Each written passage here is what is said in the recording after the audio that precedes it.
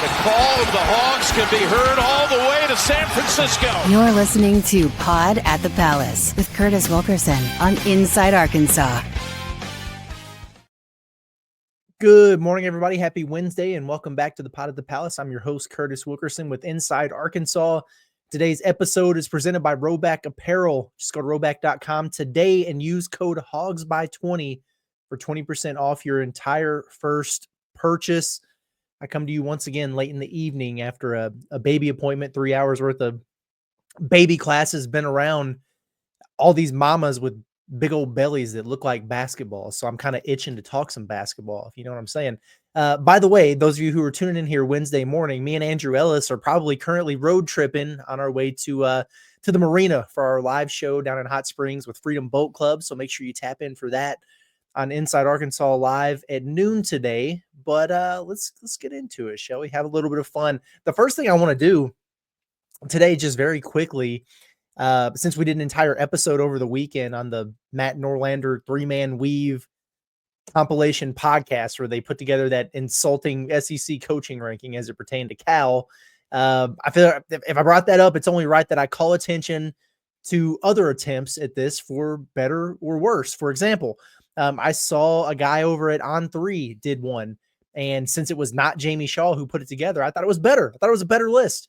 Now he had Cal at 6, which, you know, listen, like I said, I have him top 5. You want to call me biased, whatever. Listen to my whole stump about that from the weekend. It's better than 9 where the 3-man weave guys had him. They still had Mark Pope ahead of him. And honestly, I'm sorry, until somebody can give me just a single logical evaluation that suggests that he should be ahead of John Calipari on any coach's list that makes any sense at all, I'm going to call BS on it every time I see it. You're just not there yet, man. Sorry, I don't know what to tell you. But what I want to do, because I saw another one, it's a little bit different, so I want to pull it up and go through it here. Let me just, boom, there we go, got it pulled up. This comes from College Basketball Report. It's on Twitter. It's a fun follow. This is not an account that's affiliated with anyone or anything. You know what I mean? Like, it's not a major outlet or whatever. It's like one guy's opinion. So it's all good. It's the top 50 coaches in college hoops going into this year. And that's such a hard list to put together. I mean, there's so many different factors that go into it, from, coaching track record versus who's trending up versus coaching in certain leagues. And some guys have been doing it for 30 years. Some guys are just getting started, but have had a high level of success. This is not an easy undertaking by any means whatsoever. So not poo-pooing on the list. In fact, there are a lot of things here that I really like, but it has John Calipari at number 18. Okay. Honestly, like, there are probably some guys that I would consider putting ahead of him on this list, and some that are ahead of him that I disagree with. So maybe it averages out, right? Like, I don't think it's crazy. I still think he's a top 15 coach in the sport. One man's opinion, mine's no better than anybody else's, but they got Mark Pope outside the top 25, which, like I said, good. Sorry, guy, until you do something more tangible, that's where you belong. Super high ceiling there. But you haven't earned your stripes yet, man. There's levels to this. What are we talking about? But I just want to quickly run through the list up to John Calipari with, kind of what makes some sense and what doesn't. Dan Hurley and Kelvin Sampson at 1 and 2. Kind of hard to argue. Now, we could do the thing about Kelvin Sampson having not won a ring yet, and that's fair. I also consider where he's at Houston and everything. But Dan Hurley, after the back-to-backs, it's kind of hard to argue. I mean, when this guy is yelling at officials, telling them that he's the best effing coach in the sport, and there's some validity to it, you got to put him up there near the top of the list. I kind of feel the same way about Kelvin Sampson and Mark Few. Who they have at 3rd. Both those guys are just wonderful coaches. They've won just ridiculous amounts of games, unprecedented levels of success that, frankly, nobody would have been able to do in this era at those particular schools, Houston and Gonzaga. But neither one of them have gotten over, to the mountaintop. They've sniffed it, but they haven't got to the peak, man. But I'm not too upset about them being where they're at on this list. Rick Pitino up there at 4. That's fair. Matt Painter, kind of the same situation. He's coaching a title game. Has just won consistently. But, What I will say about Matt Painter is, even though I think he's a hell of a coach, John Calipari catches a lot of flack for having a pair of first-round exits as a high seed. And Matt Painter was making a living of doing exactly that. And he's one of the one seeds that lost to a 16. And that's just one of like multiple times that's happened to him. And yeah, he's bounced back and he's coaching a championship game. John Calipari's won a ring. He went and got one. And he's got 6 Final Fours there. So I think Painter's a hell of a coach. I'm not going to yell about anybody putting him in the top 5, but is there really a 13 spot gap between the two there? Not so sure. Bill Self at 6. Yeah, he's awesome. Nate Oates, Bruce Pearl, similar situation. Both those guys are winning at such a high level. It feels like both of them are kind of knocking on the door of cutting down some nets. They haven't gotten there yet. Both of them have Final Fours on their resume. John Shire at 9. That might be a little ambitious early on. Like, let me ask you this. How are you going to have John Shire at 9 and have Todd Golden at 10? Both of them are young coaches. John Shire is at a place built to where he's at a blue blood and hasn't won a ring yet. Todd Golden's at Florida, and he's already gotten himself one. So I would at least flip-flop those. Scott Drew at 11 over at Baylor. He does have a national championship, and honestly, I have so much respect for Scott Drew from where that program was prior to when he took over to what it's become now. Just an unbelievable turnaround that he was able to orchestrate there. Tom Izzo at 12, he's a living legend. Chris Beard maybe a little bit high at 13, but when all is said and done, like when Chris Beard's career is, it's all shaken out and the dust settled, he might wind up being a top 10 guy. I think he's that good. Rick Barnes, don't have to get into it too much. Talked about him quite a bit. With the SEC stuff, he's at 14. Excuse me. But these next 3, I'm just having a hard time with having him ahead of John Calipari. Like, I'm going to need somebody to explain to me Tommy Lloyd at Arizona. Like, he's off to a great start to his coaching tenure. What was he, like 3-4 years into this? He's got some early exits with really high seeds from the NCAA tournament. Did they get popped by Princeton? Is that who got them a couple years ago? But they've like very much underachieved in all their NCAA tournament appearances there. How do you put him up? I'm not sure how that works. Brian Dutcher, I think he's a tremendous coach, but like he went to a title game there at San Diego State. They lost, and it's tremendous to get him there. That program's got such a high level of success, but like there are other guys on here who have done it in bigger conferences, done it more consistently, gone further, cut down nets. I don't know. I don't want to take anything away from him. I just don't know how the hell you put him above a guy like John Calipari. Dusty May ahead of Cal, based on what? Like literally based on what? So I don't know, man. It's crazy, but there's some good things on this list. Like I said, honestly, if it just had Cal up there in a more respectable range, I wouldn't be too beat up about any of the other guys necessarily and where they're at. Some interesting stuff like Eric Musselman, he's got it 24th. Do we think Muss still got the fastball? Is he a top 25 coach in the sport? I think they're going to be pretty good this year. The only problem is they keep getting injured, man. With Arenas and everything that he's gone through, and now they're going to be without him throughout the course of this season. That's going to be tough on him. Shaka Smart at 26.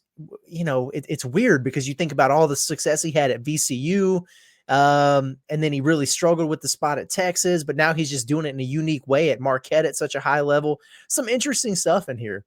You know what I respect about this a lot is they've got Will Wade on this list at 29th, even after everything that he's gone through, being back at NC State and having him there.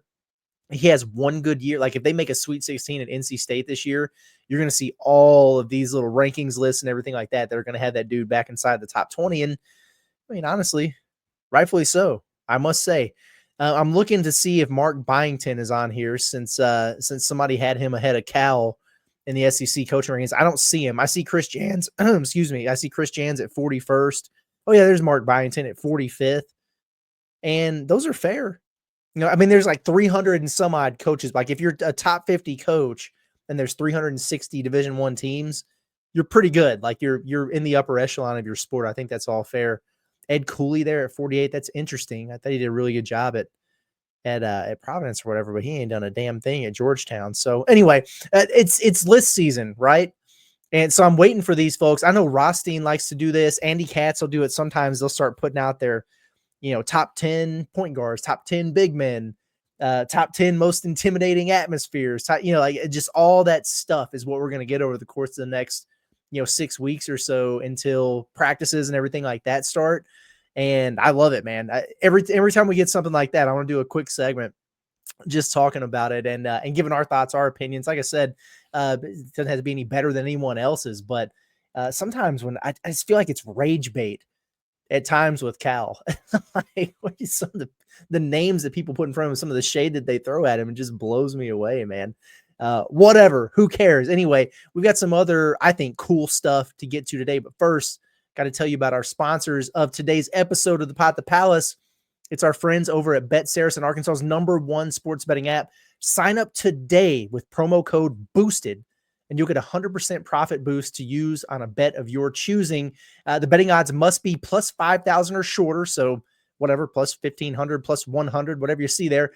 Any type of bet's fair game here. Pre-match, in-play, single, parlays, any sport, any league, any event. It doesn't have to be just Razorback specific or anything like that. This is for new players only, and there's a $25 max wager. Just use the code again, BOOSTED. That's BOOSTED for 100% profit boost on the app today. I'm telling y'all, I'm ready to live dangerously for college football season. I'm getting ready to reload the Saracen account and go crazy. It's right around the corner. You should do the same. Get to winning big money this season by downloading BetSaracen on your iPhone and or your Android device. You can also bet online at BetSaracen.com. It's BetSaracen, Arkansas's #1 sport betting app. Okay, so it actually worked out semi-perfectly, I think, that Saracen was our sponsor for today's show because I was messing around over at Torvik, which you guys know that I'm good for it on a weekly basis. It's like, okay, so women, for example, they usually wind up on Amazon late at night making purchases. Kids, they get to doom scrolling on TikToks or Instagram Reels or whatever. Me, I'm on a basketball analytics site running numbers like Rain Man over here. I mean, what do you want from me? Torvik, I don't want to stump on it too much, okay? Like, I'm not trying to give away too much free advertising here, but you guys know I'm a big fan of that site and just all the cool tools and all the different things that you can do with it.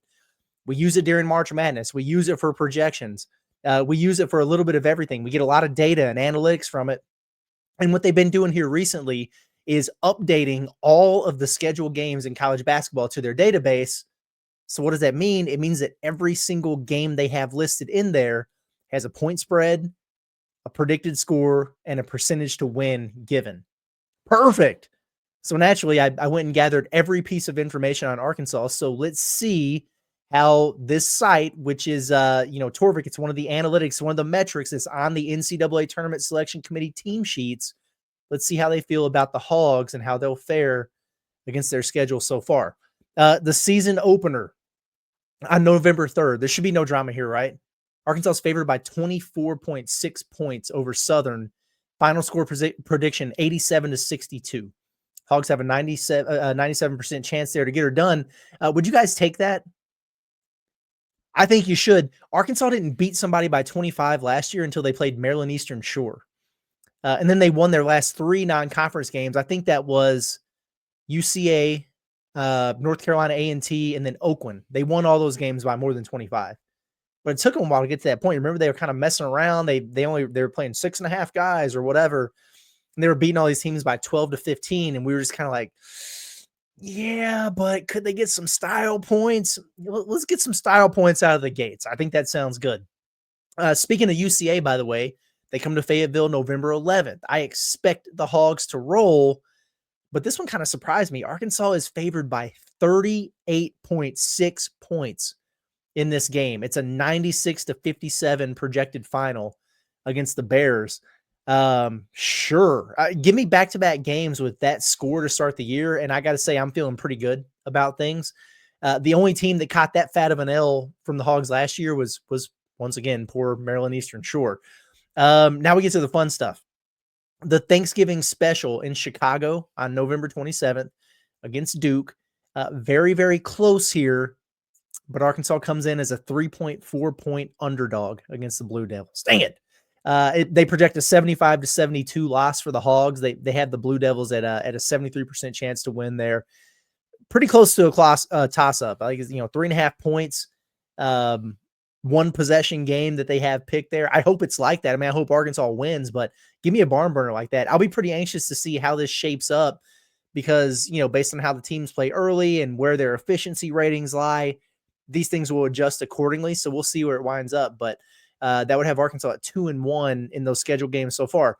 The SEC ACC Challenge versus Louisville and Fayetteville has the Hogs winning in a barn burner, 81-78. They're 3.1-point home favorites there against Louisville. I mean, that's going to be a banger of a game. Bud Walton should be turned upside down for this one. And honestly, in my opinion, if you get out of this back-to-back stretch as projected here by Torvik with Duke and Louisville, you go 1-1, you're in a great spot. You're in a really great spot. By the way, I was kind of looking through all the predictions for this SEC ACC Challenge. The only SEC teams not projected to win in this challenge, according to Torvik, are LSU at Boston College and one of your who's one of your worst teams, and then one of your best in Florida there at Duke. Even South Carolina is projected to win in this challenge. So is it going to be SEC dominance again? What was it last year? 12-2, 13-1. What happened? Because Kentucky lost to Clemson on the road. I'm trying to think who else. Yeah, maybe there was one more. Whatever. Anyway, the Sweet 16 rematch against Texas Tech at the house that Luka built in Dallas. Torvik has Arkansas winning, a 2-point favorite in this one, 76-74. That's big time. I love that because, and we've talked about this some, is that in recent years, it seems like the human polls and rankings have been higher on Arkansas than the computers. And the human polls are still high on Arkansas. Like we said, I've seen them as high as 8th. Most people have them. I did some more looking around. Most people have them like 11th or so. A few people have them, around 15, whatever. But right in that range there, but if you average it out, probably somewhere between 10 and 12. But now the computers are catching up, and you love to see it. So projecting dubs over Louisville and Texas Tech, those will be resume bumps for sure for Arkansas if they were able to get it done. That December 13th, that date when they play, by the way, is a crazy day of college basketball. You got Arkansas and Texas Tech. You got Bama versus Arizona. You got Kansas versus Will Wade and NC State. You got UCLA versus Gonzaga. You got Indiana at Kentucky. You got Texas at UConn. Yeah, that's going to be some good ball. I'm looking forward to that day. December 16th versus Queens. And here's the deal. When you use AI to generate a photo of John Calipari as a baby in a suit, which is awesome, by the way, if you guys saw that on their social media non-conference release, you get blown out. 91-63 projected win for Arkansas here. December 20th at Barclays against Houston. Cowards. Torvik has the Cougars winning 70-66. Defensive battle. Arkansas's 4-point dogs there. Fair enough. Like Houston might be preseason number 1. They'll probably be top 3 for sure. That is going to be an absolute rock fight. I can't wait for that one. Cannot wait for that game. No Michigan State line just yet because they don't have the date. So until they have the date, they can't plug it into their system and make a prediction there. So that kind of stinks. But would you guys accept this as Razorback fans in the non-con? Because let's see, it's got Arkansas at 5-2 in the games that we have scheduled dates for so far. But, non-conference losses to Duke and Houston on neutral floors, big wins over Louisville at home, and you beat Texas Tech in the revenge game in Dallas. So probably a pair of Q1 wins there. The two, Q1 losses on neutrals. I mean, it's pretty good to me. I wouldn't be too mad about it. I mean, it'd be cool if they just swept it all, but what about the SEC slate? Because they got them all. And we'll run through these a little bit quicker here. So yesterday on the show, I guaranteed Arkansas would have a winning record at worst in SEC play. I mean, hot take, bold prediction, I know. But what does Torvik think? Well, let's see. How about a 71-69 home win predicted over Tennessee in the opener? Love it. You just got to get that one this year. Set the tone for a change and get out of the gates with some momentum.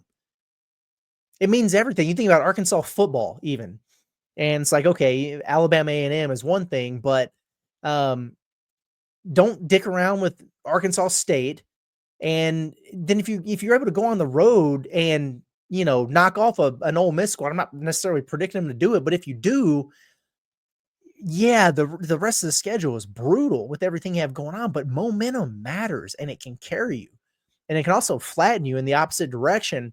Arkansas just does this thing where they just kind of stumble all over themselves in basketball coming out of the gates. It's crazy. It's like the start of SEC play is kryptonite. No more of that, says Torvik. 2-point win. That would be awesome. Get her done. Let's see. Do they like apples in Oxford?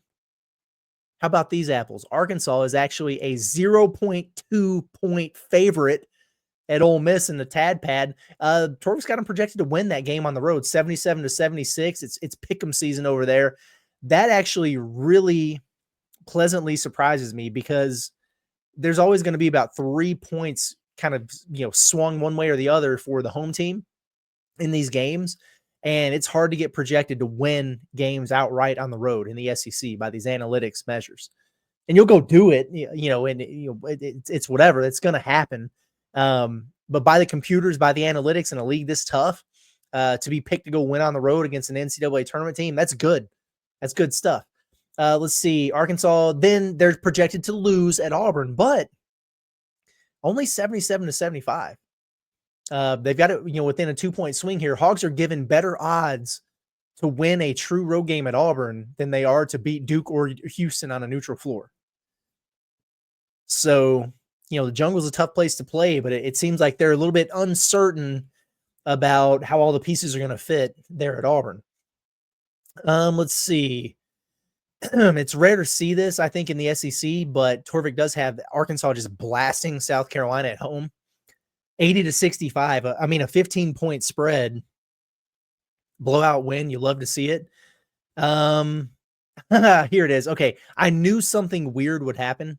I knew it would, and it did. Just did that whole spiel about, road wins and being projected by the computers and everything and how rare that is. Arkansas projected to win by 1 at Ole Miss. Okay. They're projected to lose by 1 at Georgia, a worse team. Make it make sense, if you don't mind. I'll tell you this right now. Arkansas is not losing in Athens. I just don't think it's going to happen. But whatever. Torvik believes that they will. Okay. Let's see. Nice little 5-point home win. 82-77 projection over Vanderbilt. Arkansas given 67% odds to win that one. 83-71, a 12-point spread is home favorites over LSU. Heavy favorites in that game, 85%. That's good. Now, if you remember, I projected when we did the SEC schedule last week, one frustrating road loss, and I had it as at Oklahoma. Well, Torvik tends to agree. They've got the Sooners sneaking a 78-76 win over Arkansas. Again, you got Arkansas projected to win at Ole Miss, who is a team that I think is better than both Georgia and Oklahoma, who they've got you pick to lose to. Styles make fights or something. I don't know. Anyway, for those keeping score at home, that is 5-3 overall in the SEC heading into the Kentucky game, which Arkansas is a smooth 3.5-point favorite against, according to Torvik. They've got Cal extending his streak over Mark Pope, 78-75 dub for the Razorbacks. Y'all would love that, wouldn't you? Let's see. Arkansas is a 0.5-point underdog in Starkville. Lame, but projected a 77-76 loss to Chris Jans there. But they are predicted to bounce back with a road win at LSU, 79-75. That gives them a pair of league road wins at this point, which again, it's not easy to do according to the computer algorithms and everything. Valentine's Day revenge against Bruce Pearl. You got to love it. Decent favorites against Auburn at home. 5.6 points is the projected spread. 79-73 is what they have the final as there for Arkansas. 3.8-point underdogs at Alabama. High scoring game projected, losing 85-81 is what they have it at. And that's fair. Dang it. I do not want to lose at Alabama again. I just don't. I'm so sick of it there. Maybe if Arkansas wins in Tuscaloosa, They won't have to go there 2 out of every 3 years anymore. Sick of seeing it, man. Let's go beat them in that gym, please. Missouri coming to Bud Walton Arena for the final home Saturday, February 21st. Arkansas a healthy favorite in this game, 72% chance to win. Final score projected 80-73 for the Razorbacks. They got a cozy little 82-74 win projection at home against Texas A&M. That would be Arkansas's 10th projected league win, by the way. So already at my not so bold take of them having a winning record. They've got an L on their minds at Florida. I mean, I figured that would be the case. 81-74 is the projection there. Lost to Florida. I guess I could stomach a loss to Boogie Fland. I'd rather not, but whatever. Defending champs. I wouldn't expect Arkansas to be projected to win there. It's not outrageous to think that they go out there and do it. Couple more 7-point home favorites against Texas. Arkansas has an 80-73 projection to round out the home slate at Bud Walton Arena, where, let me look. Yeah, Arkansas is projected to win every single home game on their schedule. According to Torvik, makes sense. They should. These things are usually, again, weighted by about 3 points or so for the home team regardless, and hence some of the weird losses that they have down here. But, yeah, Arkansas should be projected to win every damn game in Fayetteville. Eventually, they're going to do it, but they're definitely going to fare better than they have the last couple of years. I promise you that. The regular season finale, they have Missouri returning the favor here in Columbia, nearly a pick 'em, 77-75 loss. So based on the games currently on the schedule, BartTorvik.com has the Razorbacks sitting at 16-9 overall and 11-7 in SEC play. You might feel a little underwhelmed by that, but let me talk you through it. Wins over Louisville, Texas Tech, Tennessee, at Ole Miss, Kentucky, Auburn, and Missouri. That's a hell of a group of wins right there. The losses all the way from home. Neutral versus Duke and Houston, no shame in that. At Auburn, at Georgia, at Oklahoma, at Mississippi State, at Alabama, at Florida, and at Missouri. Do we really think they're going to lose every one of those road games? I really don't. There's no way that they're going to lose to Georgia and Oklahoma. There's no way. They're going to get at least one of those. I think they're going to wind up picking off 2 of them, but whatever. I'd be pretty surprised if they didn't. At any rate, let's see. My guess is that if Arkansas did this,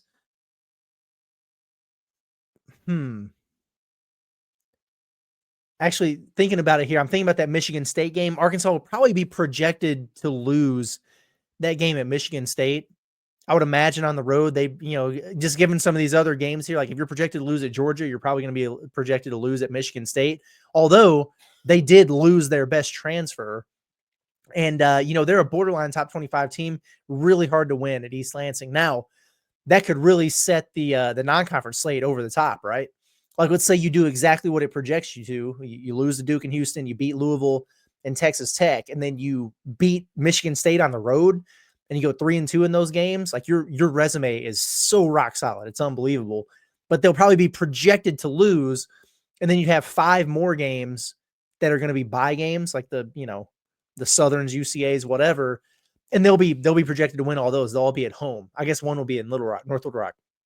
So the final projection will probably be for Arkansas to go 21-10 overall, and then 11-7 in SEC play. So you think about that, and you're like, man, shouldn't they be better than that? Fair, and I think that they will be, but just looking at last year from a frame of reference standpoint here, that record overall and conference-wise, it falls right about in line with where Texas A&M was. And you probably heard that, and you're like, well, great, man. That sounds awesome. Just kidding. But this is Buzz Williams' last team there.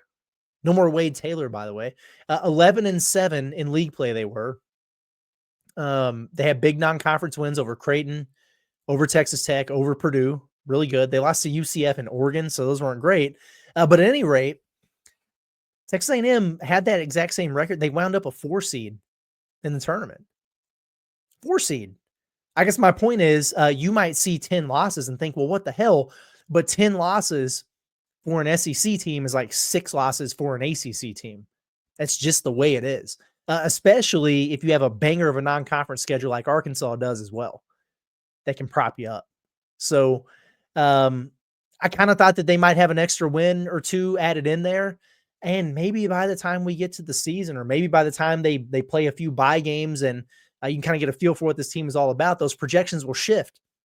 It wouldn't surprise me at all if by the time Arkansas played Georgia, they're projected to beat them over there. When they play Oklahoma, they're projected to beat them over there. But for right now, it's a pretty good starting point in the analytics, where I think last year Torvik had Arkansas like 35th, 36th or something going into the season. Kim Pom had them just at number 25 overall.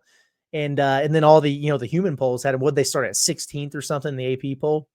And they'll be higher than that going into this year. So a little bit more consensus between the human polls and the computers here early on, but a fun little deal regardless. I love when you get the score projections and everything. Some people like, they're -2.5, +4.5, whatever. And people don't understand the betting lines and the point spreads and all that. But when they give you a score projection, you have something to work with there. So I kind of like it. But anyway, that was fun. Just get on here and ramble a little bit. Like I said, it's list season. It's this kind of prediction season, projection season, hot take season, all those things. And we'll continue to do that. Have some fun with it. We'll obviously talk plenty more recruiting as things get going there. But I'm going to get out of here, get a little bit of shut eye, get ready to head to Hot Springs. Make sure you guys tap in once again for Inside Arkansas Live Wednesday at noon out there from the marina in Hot Springs, the Freedom Boat Club. We're looking forward to that, and we are looking forward to being back with you guys in the morning. It's been Curtis Wilkerson with Inside Arkansas and the Pot the Palace. Y'all have a good day. See you tomorrow.